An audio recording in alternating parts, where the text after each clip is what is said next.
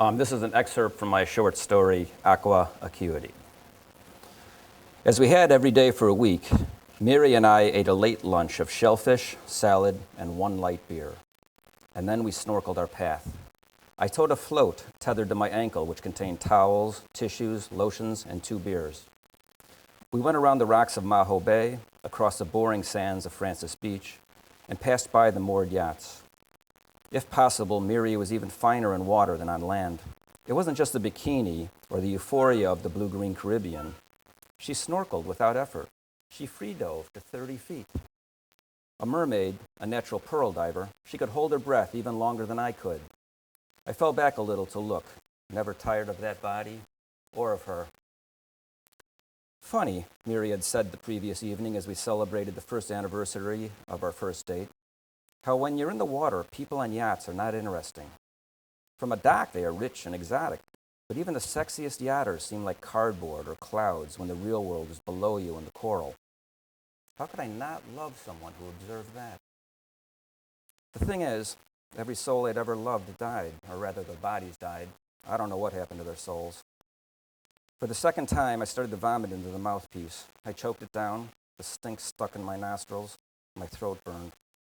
At the far end of the beach, we walked backwards out of the water, fins flopping and clownish. There was a family of 5 down 100 yards. Nearby, a newlywed couple was wrapped in a blanket under the hot sun, doing what newlywed couples do. We left the float on the sand. As always, the beers tempted us because they would no longer be optimum icy cold when we got back. But we did not give in to the temptation. Never did. Back in the water, we followed the rocky shore. An octopus crept by beneath us, first time we'd seen one. We waved hello to our friend, the moray eel. Back into its grotto, the eel never showed more than its head, all eyes and jaw. Next, we circled a little key with the pelicans. On the way back to the beach, a school of squid. As one, Miri and I tipped our legs skyward and dove down to scare the squid into shooting their little puffs of ink as they zigzagged away. And then we saw the clothes. A white blouse and blue jeans. There was no corpse. The clothes lay there wafting on the bottom as though a body had slipped out of them only seconds ago. We had swum over the spot only a half hour before. How could we have not seen these clothes? Miri, with 2 quick kicks, swam down and grabbed the blouse and jeans. Spooked, she let out a high-pitched grunt. Something popped out of the clothing and raced to the surface. A gurgled laugh from Miri.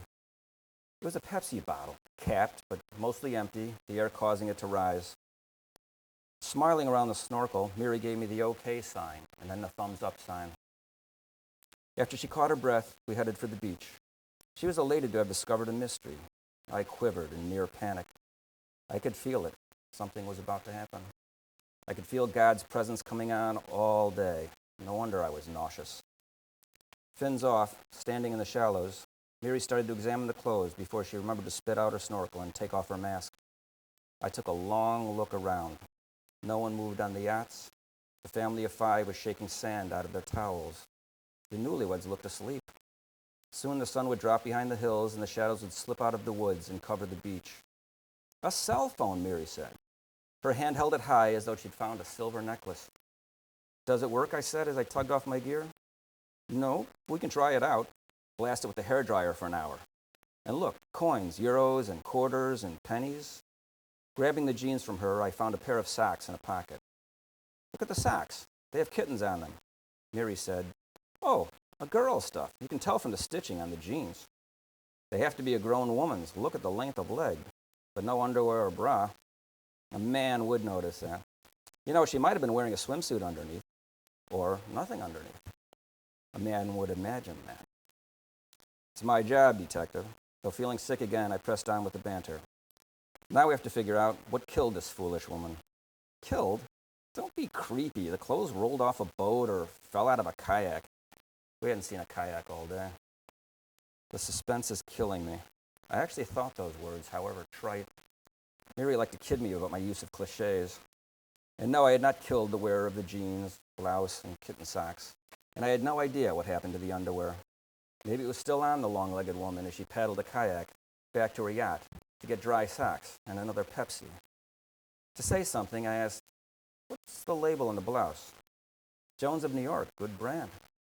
Looks new, I said, not that I cared. Mary was staring at me.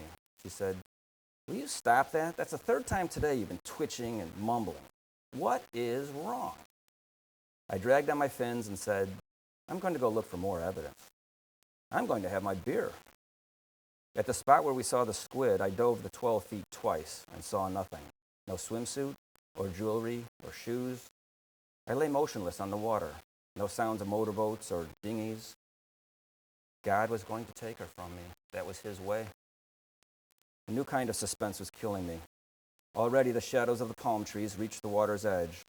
Time to swim back. I went, raising my head to scan the beach. The mask had fogged, but I could see that the beach was empty of the family of 5, the newlyweds, and Miri. I fell while getting the fins off. I yanked off the mask and snorted phlegm into the sand.